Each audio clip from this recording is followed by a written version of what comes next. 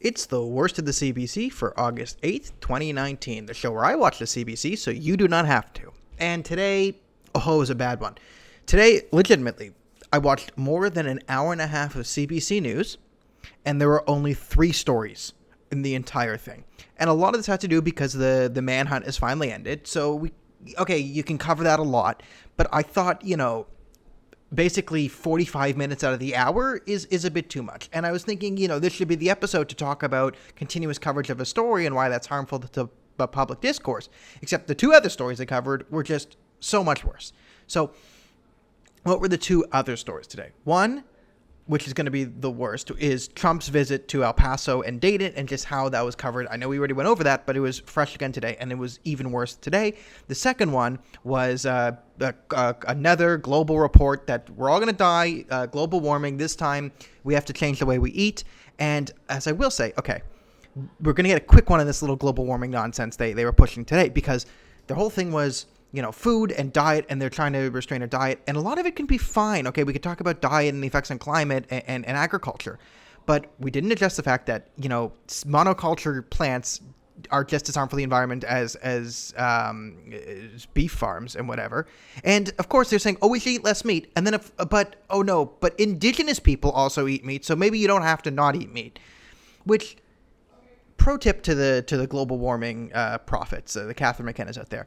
If you want people to take it more seriously, then the science you're doing shouldn't always line up with all the social agendas of the intersectional left, right? It was basically saying, before you eat anything, stop, do one of those land acknowledgements, then continue. That will save the planet. And of course, they quoted Greenpeace as a scientific backup to their story, and they brought them on, even though the founder of Greenpeace, the only one with the science degree, has left Greenpeace and now says global warming is a hoax and Greenpeace is a fraudulent organization. So that was in itself a biased report. But let's get to the Trump in El Paso and Dayton. And it was just done so divisively and so poorly, because they're trying to push the narrative out there that Trump is the great divider. Okay. And if you want to call Trump a divisive character, and I will admit, as a conservative, Trump is not a unifying figure. But if you want to push the fact that Trump is divisive and that is bad and we need unity, you can't be acting yourself as a divisive character, then slam him for doing exactly what you're doing. So they did the typical thing of, Trump does a controversial visit, as some people say this and some people say this. People protested, people supported, right? And then they brought on an analyst. Trump went to El Paso for the shooters, but it turns out it was all about Trump. Again, that's not reporting. I can do that because I'm a commentator. I can say, Trump bad and stupid Trump went here to do stupid things, right? At least I'm making it known that's my opinion. But when you have the tax dollar behind you, right, you have a bit of a responsibility not to do this. Now, there are 2 really funny parts in this whole quote in this thing, is they were talking about the protesters, and they showed the footage of the people protesting Trump, and there was this one guy waving a giant Mexican flag, and they were focusing on that, the giant Mexican flag. Isn't that the narrative you want to push, is that they're not actually Mexicans, they're Americans, right? But there's guys there waving the giant Mexican flag. I think that kind of feeds into Trump's rhetoric. The second thing they did, so they spent the whole time slagging Trump and just saying there are 2 sides to the story, dumb people who say Trump isn't bad, and let's go to these experts who say Trump is bad. I'm not saying, they would literally do the thing like, Trump is there and a narcissist. That's what his detractors are saying. So there was only a 5-second clip of Trump. They did their whole Trump bad, Trump bad, Trump bad, Trump shouldn't be in El Paso, Trump shouldn't be in El Paso.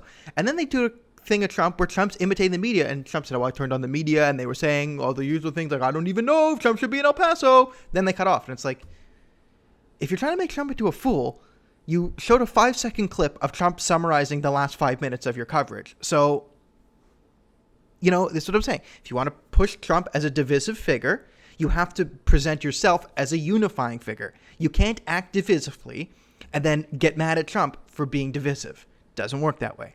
So what was the number 1 omission of the day? You could choose anything, but I'm gonna focus on these stories. So last week was the 17-year anniversary of a Hebrew University bombing where a Palestinian terrorist killed 9 Israelis in Hebrew University. Now, why is this important to Canadian news? Here's why. Because that terrorist who blew up 9 people has received more than $1.2 million in payments from the government in the West Bank, the Palestinian Authority. Why is that important to Canada? because that money isn't Palestinian money. Where does that money come from? It comes from us. That's Canadian taxpayer money. It comes from Western governments who pay the Palestinian Authority. We send like hundreds of millions of dollars there. We sent $80 million as Canada to UNRWA. That's the fake refugee organization. By the way, UNRWA, the Palestinians have their own separate refugee organization and their own separate definition for refugees. A Palestinian refugee is someone who had a relative who lived within Israeli territory for 2 years between 1919 and 1948. So Rashada Tlaib, United States Congresswoman, actually is legally classified internationally as a Palestinian refugee. She makes $200,000 a year. She was born in America. She's a Palestinian refugee by definition. Bonus fact, her children are Palestinian refugees too, and their children will be Palestinian refugees. So when the refugee crisis in Palestine expands and expands and expands, and we need more and more money to fund it, well, that's why, because it's a BS thing. Now, the money we give to UNRWA, those mostly pay for the rockets that fly into Israel and also the schools in the Palestinian territories that teach kids about jihad and conquering the world for Islam. So that's what the UNRWA money does. The money the Palestinian Authority gets, that money goes to paying terrorists who commit terrorist acts, like the terrorist who just the terrorist who stabbed went to a home and stabbed a 13-year-old Israeli girl to death.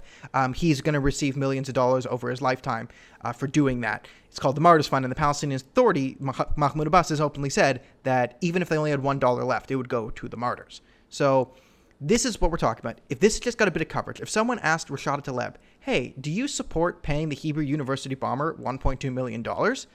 This would end immediately, right? But we're too cowardly to ask any of these questions. And as a Canadian taxpayer, I don't like paying people to kill Jews. And I don't like paying for schools to teach about global jihad. Is it just me? I don't think so. So overall, today's episode of CBC got 9 out of 10 on the Rosemary Barton scale. It was bad, it was biased, and it was just the worst of news. So I'll see you tomorrow for the worst of the CBC.